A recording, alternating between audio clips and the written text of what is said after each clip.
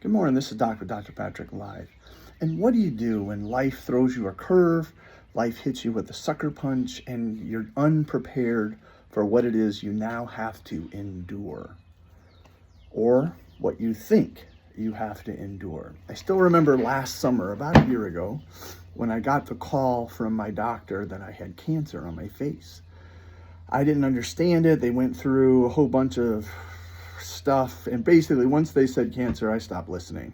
I knew they were going to do surgery. I knew they were going to take a big chunk of my face. Once I hung up the phone, I just sat there numb and didn't know what to think.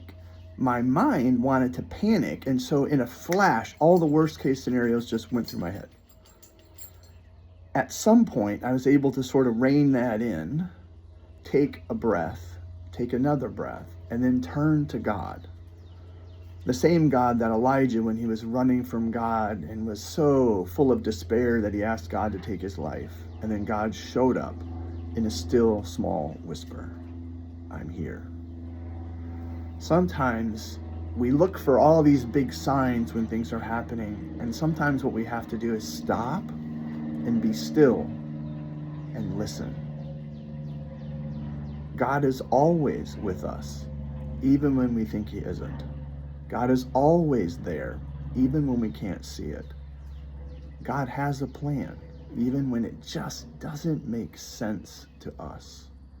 And in those times where things just don't seem, he's still there. And we have to turn to him for the peace which passes all understanding.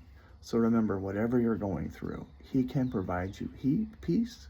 He can provide healing. He can provide his presence in your life. And ultimately, believe it or not, that can be enough. So turn to him. It does do miracles. He does miracles. Peace out. Have a great day. Love you.